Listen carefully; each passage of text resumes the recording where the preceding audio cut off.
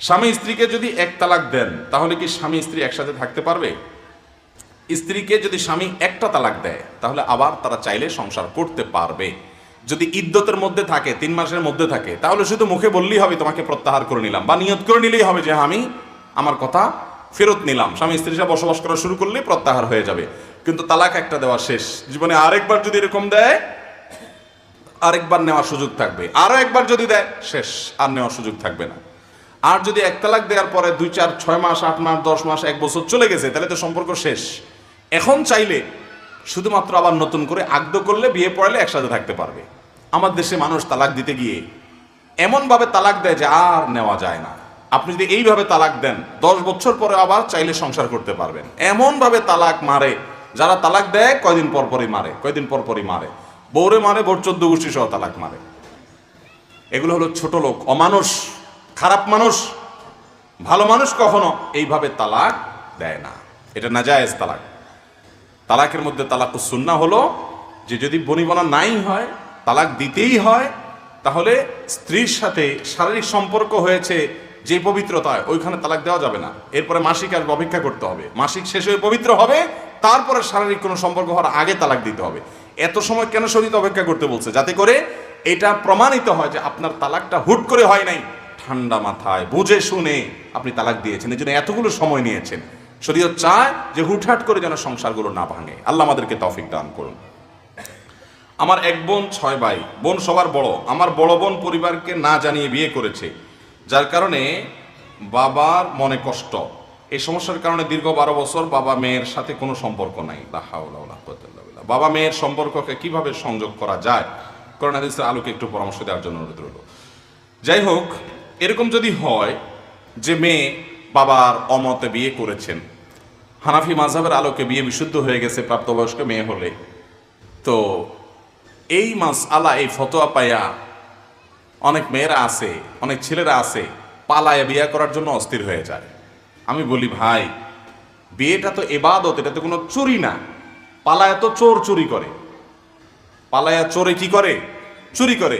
আরে বিয়ে করবেন বুক ফুলায়া, ডাকডোল পিটায়া, সবাইকে জানায়া সুন্দর করে, কি পালাপালি করে এদিক থেকে সেদিক চলে যাচ্ছেন, গোপনে করতেছেন। জীবনে একটা বিয়ে করবেন, সেটা ওই পালাপালি করলে কোনো আনন্দ আছে এটাতে? বেকুব, এর মতো নির্বোধ কে আছে? শয়তান বুঝায় এর সাথে সংসার করলে আমার জীবনে শান্তির ফুলগোধারা বয়ে বেড়াবে, শান্তির নহর শুরু হবে। এটা হলো ইবলিসের ধোঁকা। এটা কিসের ধোঁকা? ইবলিসের ধোঁকা। আল্লাহ রাব্বুল আলামিন যেখানে শান্তি দিয়েছেন সেখানে শান্তি হবে। বিধায় নিজে মন গড়া, বিশেষ করে বিবাহের আগে একটা সম্পর্ক করছেন, হালাল ইটিস পিটিস সম্পর্ক করছেন, এরপরে এর হাত ধরে ভালো বাইকে গেছেন, আপনার সংসারে শান্তি হবে, আপনি চিন্তা করছেন। কোন বেকুব বলছে আপনাকে? আল্লাহ তাআলা আমাদের যুব সমাজকে হেফাজত থাকার তৌফিক দান করুন। যাই হোক, বাবা মেয়ের সাথে যদি এরকম দূরত্ব সৃষ্টি হয়ে যায়, তাহলে সেক্ষেত্রে অবশ্যই এলাকার মান্যগণ্য যারা আছেন, আলেম ওলামা যারা আছেন, তাদের কর্তব্য যে বাবা এবং মেয়েকে এক করা। কারণ রক্ত সম্পর্ক এটা ছিন্ন করা জায়েজ নাই। বাবাও গুনাহগার, মেয়েও গুনাহগার যদি উভয় পক্ষ দূরত্ব বজায় রাখে। আর যদি এক পক্ষ মিশতে চায়, আরেক পক্ষ দূরত্ব বজায় রাখে, আপনি অভিমান করেন, অভিমান করার অধিকার আছে, কিন্তু এর মানে এই না যে সম্পর্ক ছিন্ন করবেন। আত্মীয়তার সম্পর্ক ছিন্ন করা জায়েজ নাই, এটা হারাম। মনে কষ্ট আছে, সেটা আপনি প্রকাশ করেন, জাহির করেন, শাসন করেন, কিন্তু বিশেষ করে এতদিন যখন হয়ে গেছে, তাহলে সেক্ষেত্রে তাকে এইভাবে দূরে ঠেলে রাখা এবং সম্পর্ক ছিন্ন করা। যদি বাবা নিজে এটা কোনোভাবে মেনে নিতে না চান, তাহলে তিনি গুনাহগার, তাকে বোঝানো উচিত। আমার দেশে মসজিদগুলোতে আমি চাই যে মসজিদের ইমাম সাহেব, খতিব সাহেবরা ফ্যামিলি কাউন্সিলিং করবেন। ফ্যামিলি কাউন্সিলিং করা মসজিদগুলোতে এখন একটা অপরিহার্য আইটেম হওয়া উচিত। কারণ প্রতিটা মসজিদের অধীনে যে ঘরগুলো থাকে, যে বাসাগুলো থাকে, বেশিরভাগ বাসাতেই দেখবেন স্বামী স্ত্রীর মধ্যে কম বেশি ঝামেলা হয়। এই ঝামেলাগুলো যখন চরম পর্যায়ে যায়, ইমাম সাহেবরা তারা মসজিদে এমন সিস্টেম থাকা উচিত যে আন্তরিকভাবে তাদের মধ্যে মধ্যস্থতা করার জন্য উদ্যোগ গ্রহণ করবেন, এবং এই উদ্যোগ গ্রহণটা সমাজে জানাজানি হবে। স্বামীর প্রয়োজন হলে তিনি ডাকবেন, স্ত্রীর প্রয়োজন হলে তিনি ডাকবেন, প্রয়োজনে পরামর্শ চাইবেন, এভাবে উদ্যোগ নেওয়া উচিত। তাহলে ইনশাআল্লাহ সমস্যার সমাধান হওয়া সম্ভব। যে সমস্ত বিয়ের মধ্যে নাচনাওয়ালি এনে গান বাজনা করা হয়, সে বিয়ের ব্যাপারে নসিহত করুন। বিয়ের মধ্যে নাচনাওয়ালি এনে গান বাজনা করা হয়, এ বিয়ে অভিশপ্ত বিয়ে। এই বিয়েতে কোনোদিন বরকত হবে না, কল্যাণ হবে না। আমাদের এই যে দাম্পত্য সম্পর্কগুলো ভালো যাচ্ছে না, বিয়ে ভাঙতে ভাঙতে ভাঙতে খানখান হয়ে যাচ্ছে, এবং বিয়ে হতে দেরি, ঝগড়া হতে দেরি নাই স্বামী স্ত্রীর মধ্যে। এটার মূল কারণ হলো আমাদের বিবাহগুলোতে হারামের ছড়াছড়ি। হারাম মুক্ত বিয়ে হলে সেখানে বারাকা হবে, বরকত হবে, আল্লাহ তাআলা বরকত দিবেন। হারাম মুক্ত বিয়ে হলে আপনার বিয়ে উপলক্ষে গান বাজনা হারাম জিনিস ভরায় ফেলছেন, তো আল্লাহ লানত পাওয়ার জিনিস থাকলে সেখানে কিভাবে আল্লাহ রহমত আশা করেন? এই জন্য বিবাহকে গুনাহ মুক্ত করতে হবে। যুবকরা চেষ্টা করবো তো ইনশাআল্লাহ। যারা বিয়ে করেন নাই প্রতিজ্ঞা করেন যে আমার বিয়ে উপলক্ষে কোনো ব্যান্ড পার্টি, ডিজে পার্টি, শয়তানি পার্টি কোনো কিছু হবে না, আমি গুনাহমুক্ত বিয়ে করব ইনশাআল্লাহ। একটি লাশকে একবারে বেশি জানাজা দেওয়া কি শরীয়তে জায়েজ আছে? একজন মানুষের একটা জানাজা হবে, একটার বেশি জানাজা শরিয়া সম্মত নয়। এটাই হলো সুন্নাহ যে একটা মানুষের একবার কি হবে, জানাজা হবে। যদি কারোর জানাজা হয়ে গেছে, জানাজা যার তার একেবারে কাছের আত্মীয়, লাশের যে অভিভাবক, যেমন বাবা মারা গেছেন ছেলে অভিভাবক, ছেলে মারা গেছেন বাবা অভিভাবক, এরকম খুব কাছের কেউ রক্ত সম্পর্কীয় যে লাশ অভিভাবক, সে মিস করেছে জানাজা, তাহলে সেক্ষেত্রে তার সৌজন্যে আরেকটা জানাজা হতে পারে, তিনি ইমামতি করবেন, তার সাথে অন্যরা শামিল হয়ে যাবেন। বাকি একটা লাশকে বারবার করে জানাজা দেওয়া এটা সুন্নাহ সম্মত কাজ না। এরপরে প্রশ্ন হলো, আমি ফরজ নামাজের শেষ বৈঠকে তাশাহুদ না পড়ে অন্য সূরা পড়ে ফেলেছি, এক্ষেত্রে আমার করণীয় কি? আপনি শেষে সিজদা সাহু দিবেন, নামাজ হয়ে যাবে ইনশাআল্লাহ। যদি তাশাহুদের জায়গায়, আত্তাহিয়াতুর জায়গায় অন্য সূরা পড়ে ফেলছেন, তাহলে সেক্ষেত্রে আপনি শেষে কি দিবেন, সিজদা সাহু দিয়ে দিবেন, নামাজ হয়ে যাবে ইনশাআল্লাহ। এরপর প্রশ্ন হলো, পা ছুঁয়ে সালাম দেওয়ার বিধান কি? এটা আমাদের দেশে বহুল প্রচলিত একটা কালচার, একটা সংস্কৃতি যে মুরব্বীদেরকে পা ছুঁয়ে সালাম দিতে হয়। বিশেষ করে নতুন জামাই আসলে শ্বশুর শাশুড়ি অন্যদের পা ছুঁয়ে সালাম দিতে হয়। আমরা এটা বিভিন্ন জায়গায় জবাব দিয়েছি। সালাম হয় মুখে, সালামের জন্য কোনো পায়ে হাত দেওয়ার দরকার হয় না। আসসালামু আলাইকুম ওয়া রাহমাতুল্লাহ, এটা হলো সালাম। এই সালাম শিখিয়েছেন আমাদেরকে প্রিয় নবী সাল্লাল্লাহু আলাইহি সাল্লাম। এছাড়া পাও ধরতে হবে সালাম দিতে গিয়ে, এরকম কোনো শিক্ষা কোরআন হাদিসে দেওয়া হয় নাই।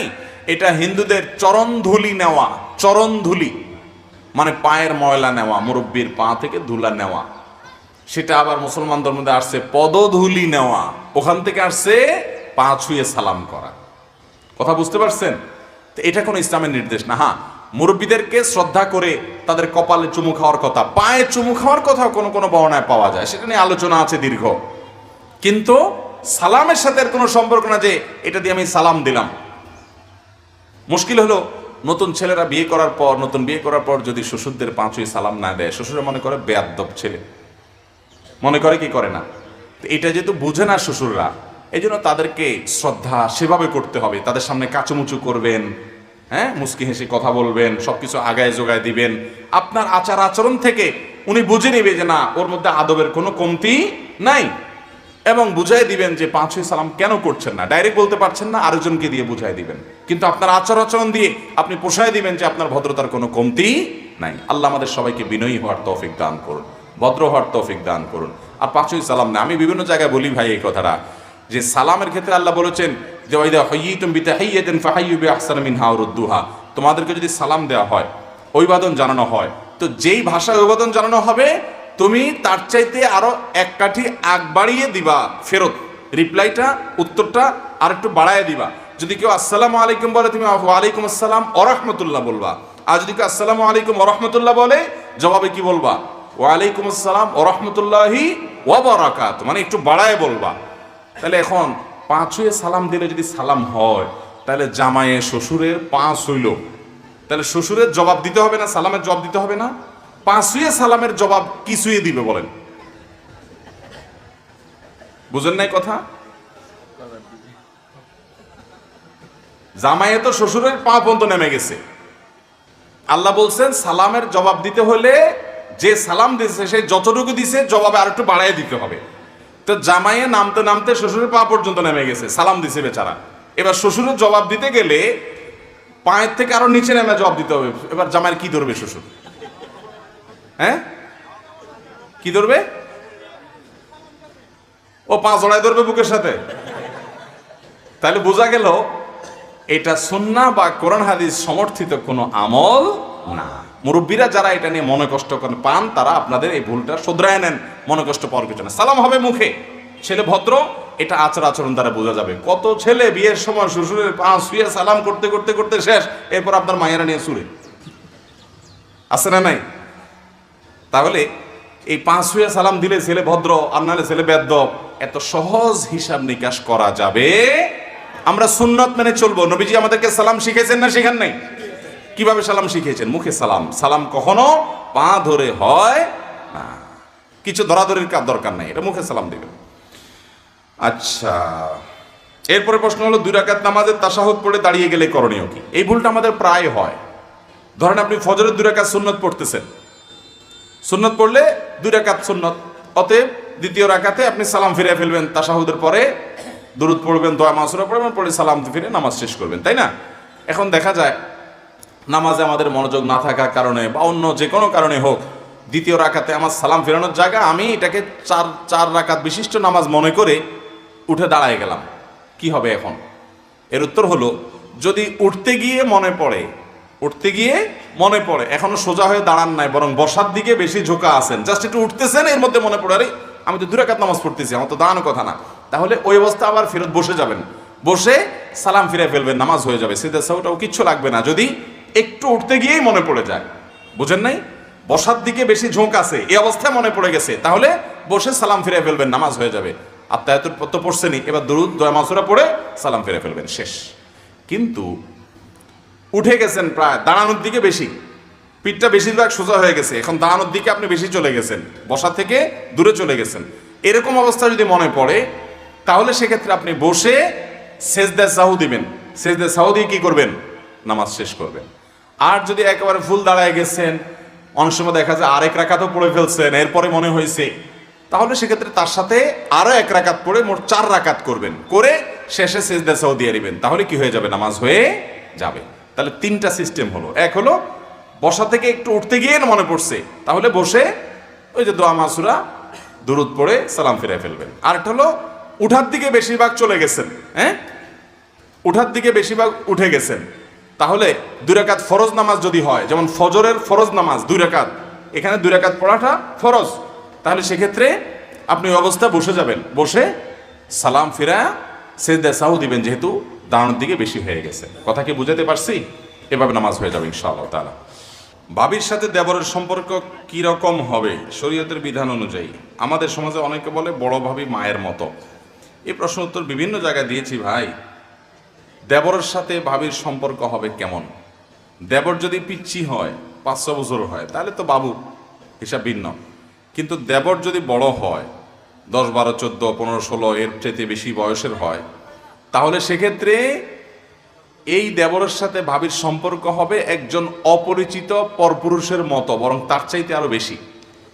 কারণ নবী করিম সাল্লাল্লাহু আলাইহি সাল্লামকে জিজ্ঞাসা করা হয়েছিল যে দেবরের সাথে কিভাবে একজন ভাবির আপনার চলাফেরা হবে। নবী সাল্লাল্লাহু আলাইহি সাল্লাম বলেছেন, আল হামু আল মাউত, দেবর হলো মরণ। মরণ চিনেন আপনারা? মরণের মতো, মরণরে দেখে যেরকম মানুষ ভয় পায়, দৌড়ে পালায়, ভাবি দেবর থেকে এরকম পর্দা করবে, দূরত্ব বজায় রাখবে, আবার ভাবি থেকে দেবর দূরত্ব বজায় রাখবে। আমাদের সমাজে যত অপকর্ম আছে এগুলোকে বৈধ করার জন্য শয়তান অনেক মুখরোচক স্লোগান দিয়ে দেয় আমাদেরকে, মুখরোচক, শুনতে অনেক সুন্দর শোনা যায়। ব্যক্তি স্বাধীনতার নাম দিয়ে অনেক আকাম আছে না নাই? ঠিক একইভাবে দেবর আর ভাবি তাদের পর্দার বিধানটাকে লঙ্ঘন করার জন্য ইবলিসে একটা জাল হাদিস সাপ্লাই করছে আমাদের সমাজে।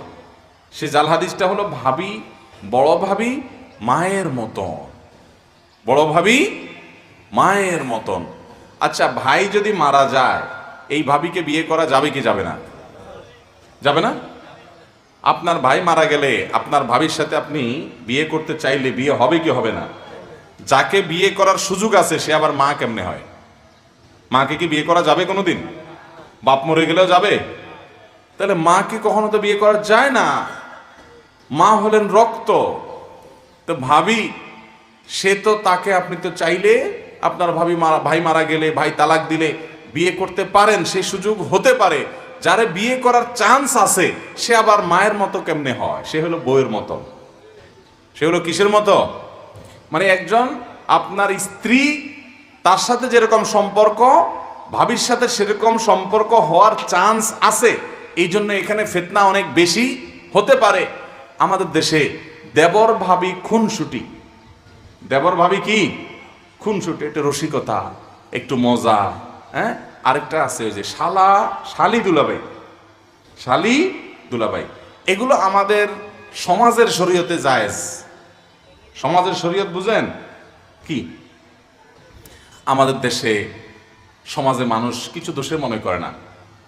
শ্বশুর শাশুড়ি জামাই আসছে বাড়িতে বেড়াইতে, শালির সাথে হাতাহাতি করছে, দুষ্টমি করছে, পর্দা তো দূরের কথা, দুলাভাইয়ের সাথে যা খাবার নিয়ে যাচ্ছে, নাস্তা নিয়ে যাচ্ছে। বুড়ি শালি, বুড়ি শালি মানে বালেগ হয়ে গেছে, বড় হয়ে গেছে। এই শালি যা রসিকতা করছে, মজা করছে, আবার দুলাভাইয়ের সাথে ওই ঘুরতে যাচ্ছে, চাইনিজ খাইতে যাচ্ছে একান্তে। শ্বশুর শাশুড়ি বুড়া বুড়ি এগুলার কিচ্ছু মনে করে না, মনে করে যে আরে দেবর শালি আর দুলাভাই একটুকু সম্পর্ক হয়। এত বেহায়া হয়ে গেছি আমরা, এত নির্লজ্জ হয়ে গেছি আমরা, যে আমরা এগুলোকে স্বাভাবিক মনে করছি।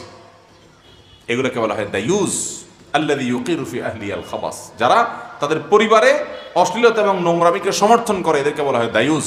এই জন্য ভাইরা আমার, দুলাভাইদের জন্য শ্যালিকা আর ভাবির জন্য দেবর, এরা হলো মৃত্যুর মতো, মরণের মতো। পর্দা রাস্তায় গেলে একজন মানুষের সাথে যতটা করতে হবে, বাসায় দেবরের সাথে এবং শ্যালিকার সাথে পর্দা তার চাইতে স্ট্রং পর্দা করতে হবে। কারণ ওখানে ফিতনা যদ্দুর হওয়ার ভয় আছে, এখানে আরো বেশি। আমার দেশে অনেক মহিলা আছে বাহিরে বোরকা পরেন, হাত মোজা পা মোজা পরেন, কিন্তু বাসা আসলে দেবরের ভাত বেড়ে দেন, আছে না নাই?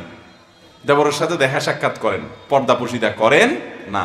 মুরব্বীরা যারা, আপনারা এগুলোকে সমর্থন করেন। বরং অনেক মুরব্বীরা আছে ওই বৌমাকে বাধ্য করে যে তোমার দেবরের জামাটা ধুয়ে দাও, দেবরের ভাতটা বেড়ে দাও, হ্যাঁ, দেবরে নাস্তাটা দাও, পানিটা আগায় দাও। এগুলোকে আরো বরং অনেক শ্বশুর শাশুড়ি আছে নির্দেশ করে।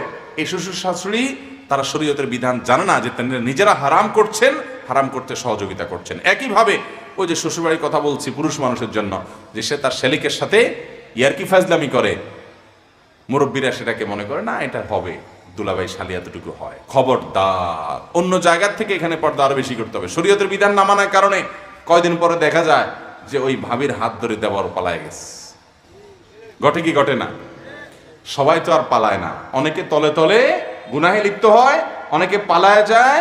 হয়তো দুই একজনকে আল্লাহ তাআলা গুনাহ থেকে হেফাজত রাখেন, কিন্তু মনের গুনাহ, মনের জেনা, চোখের জেনা, সেটা থেকে তো বাঁচার কোনো উপায় নাই। অতএব মুরব্বীরা, বাবারা ভালো করে শুনে রাখেন, পরিবারে পর্দার বিধানটা খুব ভালো করে মানবেন।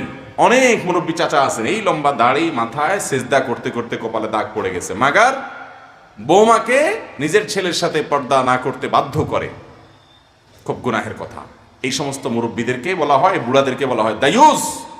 এরা জান্নাতে যাবে না যারা তাদের পরিবারের বেপর্দাকে সমর্থন করে। অতএব আমাদের পরিবারের মহিলাদেরকে, পুরুষদেরকে আমরা পর্দা করতে সাহায্য করবো তো ইনশাআল্লাহ। যৌথ পরিবারে ভাবি আর দেবর পর্দা কিভাবে করবে? সেটা উত্তর হলো যে যৌথ পরিবার যদি হয়, এমন ভাবে পর্দা লাগায় দিবে, বেড়া দিবে, ওয়াল দিবে, যে ভাবি যেখানে চলাচল করবে দেবর সেখানে যাবে না। যদি ওইদিকে যাইতে হয় অনুমতি নিয়ে যাবে, একটু আসতেছি ভাবি, তাহলে ভাবি একটু সরে যাবে, তারপর তিনি যাবেন। আবার ভাবি যদি সামনের দিকে আসতে হয় তো অনুমতি নিয়ে আসবেন, পর্দা করে আসবেন এবং বোরকা পরে আসবেন, অথবা ঢেকে ঢুকে আসবেন। এক কথায় পর্দা মেনটেন করবেন। চেষ্টা করলে যৌথ পরিবারও পর্দা করা সম্ভব। আর যদি নিয়ত না থাকে, সদিচ্ছা না থাকে, তো অনেক বড় বড় বিল্ডিং এর মধ্যে দু চারজন থাকলেও পর্দা করা যায় না। এটা হলো ইচ্ছার ব্যাপার। কেউ যদি ইচ্ছা করে ওই সামান্য সামর্থ্যের মধ্যেও পর্দা করা যায়। আল্লাহ আমাদেরকে তৌফিক দান করুন। যৌথ পরিবারে আমরা ছেলেবেলা দেখেছি এই সমাজের সৌন্দর্যগুলো সব ধ্বংস করে ফেলছে শয়তান এবং শয়তানের চক্ররা। আমাদের ঈমান দুর্বল হয়ে গেছে, আমরা সেগুলো হারিয়ে ফেলছি। দেখা যেত যে কয়েকটা ঘর আছে বা একটা ঘরে যৌথ পরিবারে ভাবি আছে, বোন আছে, মাহরাম, গায়রে মাহরাম অনেকে আছেন। তো সেখানে পুরুষরা বাহির থেকে আসলে গলা পরিষ্কার করে সালাম দিয়ে আসতো, আসসালামু আলাইকুম। এরপরে গলা পরিষ্কার করতো, আওয়াজ দিত, যে আওয়াজ দেখে মহিলারা সাইড হয়ে যেত, বুঝতো যে একজন গায়রে মাহরাম পুরুষ আছে। এখন আছে এগুলা? পারলে আরো সামনে বসে বসে আড্ডা মারে, এবং ওই আড্ডা মারার পরিণতিও ভোগ করছে। ঘরে ঘরে জেনা, ঘরে ঘরে সংসারে অশান্তি, সংসার ভেঙে যাচ্ছে, পরকীয়া হচ্ছে, ভুল বোঝাবুঝি হচ্ছে। পরকীয়ার যে মহামারী গোটা সমাজে ছেয়ে গেছে, এর একমাত্র কারণ হলো বেপরদিগি, আর কিচ্ছু না। আল্লাহ তাআলা আমাদেরকে বেঁচে থাকার তৌফিক দান করুন। ইসলামে পাতানো ভাই বোন অথবা ধর্মের ভাই বোন জায়েজ আছে কিনা? ইসলামে কোনো পাতানো ভাই বোন বা ধর্মের ভাই বোন বলতে কোনো ভাই বোন নাই। ভাই বোন একটাই, সেটা হল রক্তের ভাই বোন। এছাড়া যত ভাই বোন আছে সব 2 নম্বর ভাই বোন। সব কয় নম্বর ভাই বোন? 2 নম্বর ভাই বোন। শয়তান নেক্সট সুরতে ধোকা দেয়, বলে যে আমার পাতানো ভাই, আমার ধর্মের ভাই। কত ধর্মের ভাইয়ের হাত ধরে ধর্মের বোন পালাই গেছে। হারামে কখনো শান্তি থাকতে পারে না। অতএব এই পাতানো ভাই, ধর্মের ভাই বলতে কিচ্ছু না শরীয়তে। যদি এরকম কারোর মনের ভিতরে আসে, কোনো যদি ছেলে আইসা কোনো মেয়েকে বলে আপনাকে বইন ডাকছি, বইন, আর বইনে যদি একে আপনার ভাই ডাকছে, তাহলে বুঝবেন যে এটা ইবলিসে পাঠাইছে। এটা কে পাঠাইছে? এটা ইবলিসের দূত হিসাবে, রাষ্ট্রদূত হিসাবে আসছে। এগুলোকে সাথে সাথে বয়কট করতে হবে। একজন গায়রে মাহরাম পুরুষ, একজন গায়রে মাহরাম নারী কখনো ভাই বোন হতে পারে। হ্যাঁ, মুসলমান হিসাবে ভাই বলে সম্বোধন করলো, মেয়ে পর্দায় থাকে তাকে বোন বলে সম্বোধন করতো, সেটা আরেক জিনিস। কিন্তু না, ওই যে ভাই বোনের জন্য যেরকম মোহাব্বত, রক্ত সম্পর্ক, অনেক এরকম পাতায় না ভাই বোনে আছে, নিজের আসল ভাই বোনের খবর নাই, ওই নকল 2 নম্বরটা নিয়ে যত সব মাখামাখি আছে না নাই? আবার এরকম ধর্মের বাপ ডাকে, আছে না? ধর্মের বাপ ডাকে, এগুলো সবগুলো 2 নম্বরই। শরীয়তে এগুলোর কোনো অবস্থান নাই, নাজায়েজ কাজ এগুলো। মসজিদে বিয়ে পড়ানো ভালো নাকি ছেলে মেয়েদের বাড়িতে আগদ হওয়া ভালো? এদিকে মসজিদে বিয়ে হওয়াকে ভালো মনে করে না, আমাদের এদিকে মেয়ের অনুমতি নিতে কাজী সাহেব যায়, সাথে আরো অনেকজন নন মাহরাম পুরুষ যায়। এটা কতটুকু শরীয়ত সম্মত? খুবই গর্হিত এবং নিকৃষ্ট কাজ এটা। মেয়ের অনুমতি নিতে কোনো কাজী সাহেবের যাওয়ার দরকার? মেয়ের অনুমতি, মেয়ের বাবা থাকতে আবার কিসের কাজী সাহেব? মেয়ের ভাই থাকতে আবার কিসের কাজী সাহেব? গায়ের মাহরাম মেয়ের সাথে দেখা করতেই পারবে না, জায়েজই হবে না। সেখানে আমাদের দেশে বেশিরভাগ বিয়েতে এই কাম করে যে কাজীর সাথে আবার মানুষ 1-2টা যায়। এগুলো ধরে বাইরে বাইন্দা পিটাইতে হবে যদি জোর করে যেতে চায়। বুঝতে পারছেন কথা? বিয়ে বিশুদ্ধ হওয়ার জন্য এগুলো জরুরি না, বরং এগুলো কুসংস্কার, এগুলো ভুল। মেয়ের অনুমতি, মেয়ের বাপ যদি জিজ্ঞেস করেন মা তোমাকে অমুকের সাথে বিয়ে দিচ্ছি, এই ফ্যামিলি তুমি তো জানো সব কিছু, মেয়ে যদি আলহামদুলিল্লাহ বলে, বাস বাপ আয়সা বলবে আমার মেয়ের অনুমতি আসছে, যথেষ্ট, আর কিছু লাগবে না। মেয়ের বাপ আয়সা মেয়ের পক্ষ থেকে প্রস্তাব দিবে অথবা কবুল বলবে, যথেষ্ট। আলাদা লোক দরকার নাই এখানে 2জন যাওয়ার, তাও আবার গায়রে মাহরাম। গায়রে মাহরামের তো যাওয়াই জায়েজ নাই, কাজী হিসাবে তো ওখানে ঢোকারই পারমিশন নেই। এগুলো আমাদের সমাজের অনাচার, এগুলো আমাদের সমাজের কুসংস্কার। ঠিক একইভাবে আপনার মসজিদে বিয়ে হওয়া জায়েজ কিনা বা বাসা হওয়া উত্তম কিনা, কোথা হওয়া উত্তম? একটা হাদিস আছে, আলিনু হাদান নিকাহ ওয়াজআলুহু ফিল মাসাজিদ, তোমরা এই বিয়েকে প্রচার করো। ওই যে যারা পলায় পলায় বিয়ে করেন তারা জেনে রাখেন, হাদিসে আসছে আলিনু হাদান নিকাহ, এই বিয়েকে তোমরা কি করো? প্রচার করো। হাদিসের এই অংশ বিভিন্ন দ্বারা সাবেত, কিন্তু পরের অংশটা ওয়াজআলুহু ফিল মাসাজিদ, এটা নিয়ে মুহাদ্দিসরা অনেকে আপত্তি করেছেন। অনেকে বলেছে এটা জয়ীফ হাদিস, যে মসজিদে বিয়ে করো। এই জন্য মসজিদে বিয়ে হলে হতে পারে, বাড়িতেও হতে পারে, এটাতে কোনো দোষের কিছু নাই। কিন্তু কোন কোন রেওয়ায়েত থেকে মসজিদে বিয়ের ব্যাপারে নির্দেশনা আসছে, কিন্তু সেই রেওয়ায়েতগুলোর বিশুদ্ধতাটা নিয়ে প্রশ্ন তুলেছেন অনেক মুহাদ্দিসগণ। যার কারণে মসজিদে বিয়ে হতে হবে এমন কোনো কথা নাই, বাসা বাড়িতে বা যে কোনো জায়গায় আগদ হতে পারে। এরপরে প্রশ্ন হলো, জামাতে নামাজ পড়ার সময় রুকু না পেয়ে ইমাম সাহেব পরের রাকাতের জন্য যতক্ষণ পর্যন্ত দাঁড়াননি বা বসেননি ততক্ষণ পর্যন্ত তাকবীরে তাহরিমা না বেঁধে দাঁড়িয়ে থাকে, এ ব্যাপারে জানতে চাই। জামাতে নামাজ পড়ার সময় যারা রুকু পান নাই, তারা যেটা হয় আর কি আমাদের দেশে, আমি সিনারিওটা বলার চেষ্টা করি, প্রথমে দৌড় দেয়, আসে ইমাম সাহেবরা ধরার চেষ্টা করে রুকুতে, ধরতে পারলো না, ও শিট, ইমাম সাহেব রুকুতে পারলাম না, বেটা উঠে গেছে ইমাম বেটা।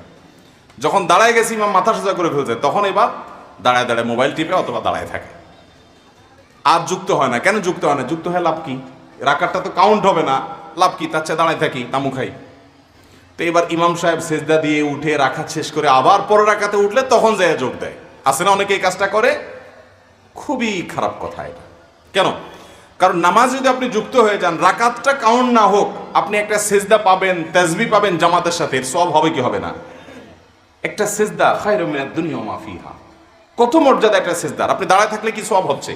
এজন্য রুকুতে ইমাম সাহেবকে যদি নাও পান, ছুটে গেছে, আসে চেষ্টা করছেন ধরার, পান নাই, কোনো অসুবিধা নাই। ইমাম সাহেব দাঁড়ায় গেছেন রুকু থেকে, আল্লাহু আকবার বলে আপনি দাঁড়ায় যান, আপনি সেজদায় চলে যান, আপনি বৈঠকে চলে যান, এমনকি এক সেজদা দিয়ে ফেলছে, আরেক মাস উঠছে, ওইখানে যে অবস্থা পান সে অবস্থা যুক্ত হয়ে যান। আপনার 2 সেকেন্ডও যদি নামাজে শামিল হন জামাতের সাথে, তার সওয়াব পাবেন কি পাবেন না? দাঁড়ায় থাকলে কিসে সওয়াব পাবেন? এটা ভুল। তাহলে রুকুতে ইমাম সাহেবকে আয়সা ধরতে পারেন না, এই জন্য দাঁড়ায় থাকবেন যে আবার দাঁড়াক তারপরে আমি যোগ দিব, এটা ভুল। যে অবস্থা আছে সে অবস্থা যুক্ত হয়ে যেতে হবে, যদিও রাকাত কাউন্ট হবে না রুকুতে না পেলে।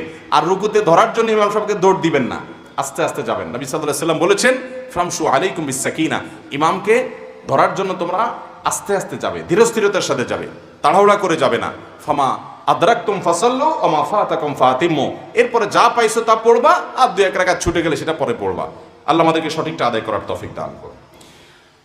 সর্বশেষ প্রশ্ন, আমি প্রায় জায়গায় দেখি যে সিগারেট খেতে খেতে অজুখানা পর্যন্ত যায়, তারপরে অজু বানায়, এরপরে সিগারেটের প্যাকেট নিয়ে মসজিদে প্রবেশ করে। আবার দেখি আর কিছু মানুষদের দেখি মসজিদ থেকে বাহির হতে না হতেই সিগারেট ধরানো শুরু করে। এমনকি আমি নিজেই এরকম একটা মানুষের পাশে নামাজ পড়ার সময় অস্বস্তিকর অনুভব করছি। এই নামাজটা কতটুকু ইসলাম সম্মত হবে? ভাই, ধূমপান করা জায়েজ নাই, গুনাহের কথা, খুব অপরাধের কথা, গুনাহের কথা, নোংরামি এটা। আল্লাহ রাব্বুল আলামিন এই নোংরা কাজটা আমাদেরকে পরিহার করার তৌফিক দান করুন। যদি কেউ ধূমপান করেন, ওই ব্যক্তি মসজিদে নামাজ পড়তে গেলে তিনি ভালো করে মুখ পরিষ্কার করবেন, দুর্গন্ধ দূর করে তারপরে মসজিদে যাবেন। অবশ্য ধূমপানের কারণে মুখের যে দুর্গন্ধ হয়, নর্দমার দুর্গন্ধটা আর একটু ভালো থাকে ওইটার চাইতে। এটা দুর্গন্ধ দূর করা এত সোজা না। ওইটা দুর্গন্ধ দূর করতে হলে কাঁঠাল খাওয়া ছাড়া কোনো উপায় দেখতেছি না। মালয়েশিয়াতে একটা ফল আছে কাঁঠালের মতো, এমন গন্ধের গন্ধ, মানে গন্ধ বলতে খারাপ গন্ধ না, কিন্তু ফলের যে গ্রান সেটা আর কি, যে ওইটা পুরো পরিবেশকে, ওইটা শুধু খোলাও লাগে না, ওই চামড়ার ভিতরে আছে ফলটা, এমন গন্ধ হয়ে যায়, ভয়াবহ অবস্থা। যাই হোক, তো এইরকম কোনো ফল খাওয়াইতে হবে ওই লোকের, ধূমপানকারীরে, যে এরপরে যদি মুখে দুর্গন্ধ যায় আর কি। যাই হোক, যেভাবেই হোক, আপনি ব্রাশ করে হোক, পেস্ট দিয়ে হোক, যেভাবে হোক মুখের দুর্গন্ধ দূর করে তারপর মসজিদে যাবেন। দুর্গন্ধ নিয়ে মসজিদে গেলে ফেরেশতাদের কষ্ট হয়। তাতাআজ্জাল মালায়েকা বিমা ইয়াতাআজ্জা বিহি বানু আদম, হাদিসে আসছে মানুষের যে সমস্ত কিছুতে কষ্ট হয় ফেরেশতাদেরও সেগুলোতে কি হয়? কষ্ট হয়। অতএব মুখে যেন দুর্গন্ধ হয়, এরকম দুর্গন্ধ নিয়ে আমরা যেন মসজিদে না যাই। চেষ্টা করবো তো ইনশাআল্লাহ বেঁচে থাকার। আল্লাহ আমাদের তৌফিক দান করুন। আমি একবার ঢাকার একটা হাসপাতালে পাশের মসজিদে আপনার নামাজ পড়তে গেছি। জামাতে নামাজের সময় আমার পাশে এরকম এক আসামি দাঁড়াইছে, বিড়ি খেয়ে আসছে, এমন দুর্গন্ধ আর গায়ে ঘামের গন্ধ সব মিলে একটা এমন বিশ্রী অবস্থা, আমার বমি হয় ভাব। বহুত কষ্টে নামাজটা শেষ করছি। আমি চিন্তা করলাম নামাজের পর লোকটা বলা দরকার, আবার বললো যদি ঘুষি টুসি মারে বসে আরেক মুসিবত। তো আমি একটা কাগজ কলম নিয়ে তাড়াতাড়ি করে লিখলাম যে ভাই, আপনার এই দুর্গন্ধে আমার যা কষ্ট হয়েছে, আপনার জাহান্নামে যাওয়ার জন্য আর বেশি কিছু লাগবে না, এবার মানুষকে নিয়মিত কষ্ট দিলেই চলবে।